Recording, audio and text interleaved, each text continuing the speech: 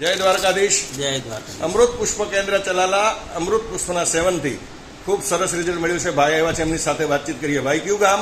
ધારી. તમારું આખું નામ જણાવો. બિપિન અરવિંદભાઈ ગોઢાણીયા. હવે આપ અમૃત પુષ્પ કોના માટે અને શું તકલીફ માટે લઈ ગયા હતા ભાઈ? મારા મમ્મી માટે લઈ ગયો હતો હાજી. અને એને મગજની નીચેની નસ દબાઈ ગઈ હતી. એટલે એમાં શું તકલીફ અને શું શું લક્ષણો બતાવતું હતું?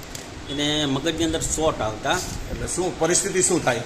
પરિસ્થિતિ એવી થાય કે જ્યારે એને શોટ આવે ને, ઝટકો લાગે, રોવાઈ જાય, ચીસાચીસ કરી મૂકે અને કોઈ જાતની એટલે રાડું નાખવા મળે આવું તકલીફ બધું? બહુ પડે. તકલીફ આ કેટલા ટાઈમથી હેરાન થઈ છે?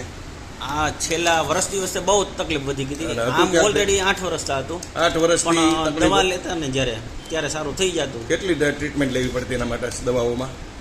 પહેલા 8 વર્ષથી જે તકલીફ હતી ત્યારે થોડો ટાઈમે ઠંડીના ટાઈમે ને એવા ટાઈમે તકલીફ થતી. હવે છેલ્લા વર્ષ દિવસે તો કન્ટિન્યુ થઈ ગયું હતું. એટલે પછી એક ધારો પછી એમાં દુખાવો. દવા કઈ રીતની લેવી પડતી?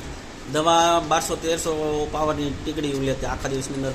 સવારે 3 ને બપોરે 5 ને રાતે 5 ને એવી રીતના કરીને 1200-1300 પાવર નાખતા પેટમાં. ઓકે, એટલે આ તકલીફ મહા ભયંકર ટૂંકમાં પરિસ્થિતિ. એના હિસાબથી નબળાઈ આવી જતી ને ચાંદા પડી જતા ને એવું બધું થતું. એટલે આ ટૂંકમાં આમ ગણો તો 8 વર્ષ જૂની બીમારી આપણી. હા, 8 વર્ષ. ત્યાર પછી આપણે એમને અમૃત પુષ્પની કેટલી બોટલનું સેવન કર્યું?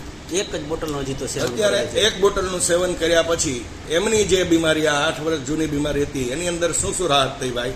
અત્યારે 70% રાહત લાગે. અત્યારે ત્યાર પછી ક્યારે આંચકી આવી આ નસ દબાણી કે ક્યારે બન્યું ખરું? એક વખત પહેલે જ દિવસે. ત્યાર પછી તકલીફ થઈ જ નથી. એટલે એ નસ જે તકલીફ હતી એ ખુલી ગઈ. ત્યાર પછી બીમારી જેવું કાંઈ છે જ નહીં. અત્યારે ખાવું પીવું, હાલવું ચાલવું બધું માથું દુખવું બધું. નોર્મલ. અત્યારે રિઝલ્ટ તમારી દ્રષ્ટિએ કેટલું કહી શકાય કીધું ભાઈ? 70%. ઓકે, એટલે ભગવાનની કૃપા થઈ જ ગઈ. થઈ ગઈ. તો તમારો ફોન નંબર જણાવો પ્રભુ. 99-041-14-6-14. થોડુંક જોરથી બોલી જાઓ ને. 99-041-14-6-14. હવે આવી તકલીફ વાળા કોઈ લોકો તમારી આગળ અમૃત પુષ્પની જાણકારી માગે તો પ્રેમથી અમૃત પુષ્પ વિશેની માહિતી આપજો. જય દ્વારકાધીશ. જય દ્વારકા. જય ગુરુ મહારાજ. જય ગુરુ મહારાજ. જય દાન મહારાજ. જય દાન જય સિયારામ. જય શ્રી રામ.